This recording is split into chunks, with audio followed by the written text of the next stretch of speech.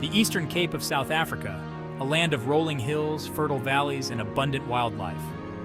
For centuries, the indigenous Xhosa people thrived here, their lives intertwined with nature. But change was on the horizon, brought by European settlers arriving on the coast. From the late 17th century, the arrival of Dutch and British colonists ignited conflicts known as the Cape Frontier Wars. These wars reshaped the social, political, and environmental landscape of the region. The arrival of settlers, seeking land and resources, led to encounters with the Xhosa. The two groups, with their different cultures and ways of life, vied for control of the same territory. The Fish River, proposed as a boundary, became a contested borderland. As competition for land and resources intensified, tensions escalated, setting the stage for prolonged conflict. The first significant clashes between the Dutch and the Xhosa erupted in 1779. The Dutch, having established a foothold at the Cape, sought to expand their territory eastward, encroaching upon lands occupied by the Xhosa. The Xhosa, a pastoral people reliant on cattle for their livelihood, fiercely resisted these incursions. Cattle raiding, a traditional practice amongst Xhosa clans, became a point of contention, further fueling the conflict. The early encounters were characterized by skirmishes and raids, with neither side gaining a decisive advantage. The Dutch, with their superior firearms, inflicted heavy casualties on the Xhosa, who primarily relied on spears and shields. However, the Xhosa, with their intimate knowledge of the terrain and their mobile pastoral lifestyle, proved to be resilient adversaries, adept at guerrilla warfare and evading capture in the vast landscape. As the 18th century drew to a close, the Eastern Cape remained a volatile and contested frontier, marked by sporadic violence and mistrust. The turn of the 19th century witnessed a surge in European migration to the Cape, further exacerbating tensions with the Xhosa. The British, having taken control of the Cape from the Dutch, inherited a legacy of conflict and a growing demand for land from their settlers. The discovery of diamonds and gold in other parts of South Africa only intensified the pressure on land in the Eastern Cape, as settlers viewed it as a gateway to these riches. The increasing competition for land and resources led to a series of wars between the British and the Xhosa. The Xhosa, under the leadership of chiefs like Ndlambe and Hintsa, fought valiantly to defend their territory and their way of life. However, the British, with their superior weaponry, organization, and resources, gradually gained the upper hand. The wars were brutal and devastating for both sides, resulting in widespread displacement, loss of life, and economic hardship, with the Xhosa bearing the brunt of the suffering. The arrival of the British at the Cape in 1795 marked a turning point in the frontier wars.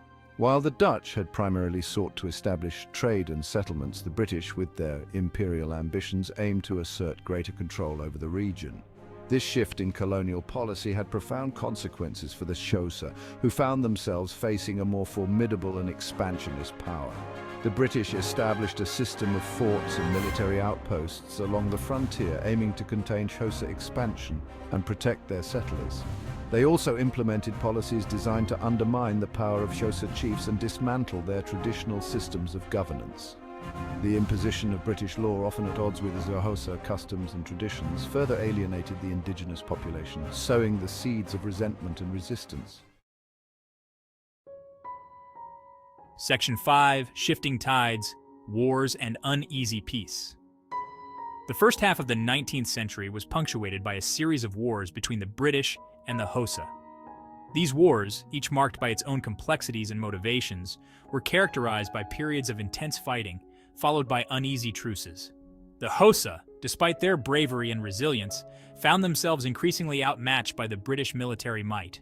The wars resulted in significant territorial losses for the Xhosa, who were gradually pushed further eastwards into increasingly marginalized lands. The British, seeking to consolidate their control and prevent future conflicts, implemented a system of treaties and land allocations. However, these agreements, often imposed through force or coercion, failed to address the underlying grievances and power imbalances, leading to continued tension and resentment. Section 6. The Cattle Killing Movement, a Tragic Prophecy. In 1855, a devastating event known as the cattle killing movement swept through Xhosa land. Inspired by a young prophetess named Nongqawuse, who claimed to have received messages from the ancestors, the Xhosa were urged to kill their cattle and destroy their crops. The mass slaughter led to widespread famine and economic collapse. The cattle-killing movement had a profound and lasting impact, decimating their population and undermining their ability to resist colonial encroachment. Section 7. The Final Conflicts, the End of Xhosa Independence. The latter half of the 19th century witnessed the final chapters of the Cape Frontier Wars.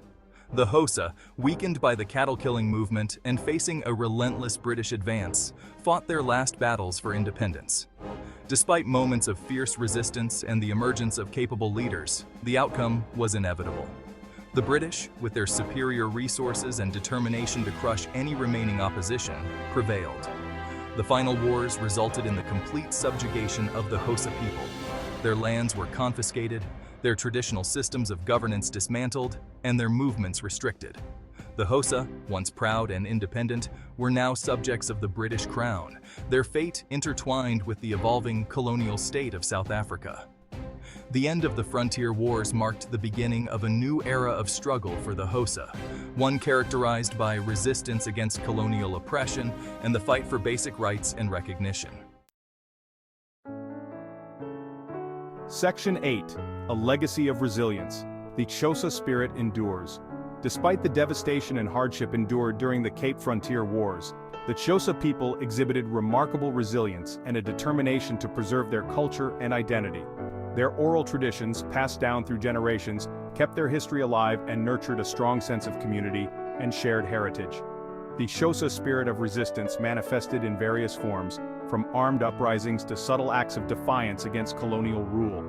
Their cultural practices, such as their intricate beadwork, music, and dance, became expressions of their identity and a means of preserving their heritage in the face of adversity.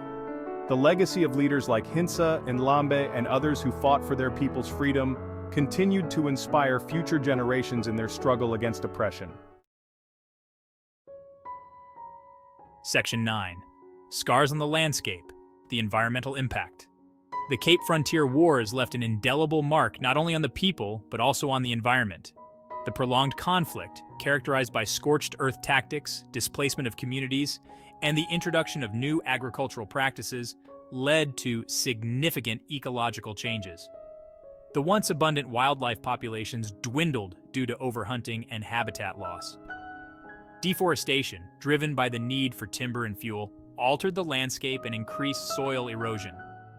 The introduction of large-scale sheep and cattle farming by European settlers, coupled with the displacement of indigenous communities, disrupted traditional grazing patterns, leading to overgrazing and degradation of grasslands.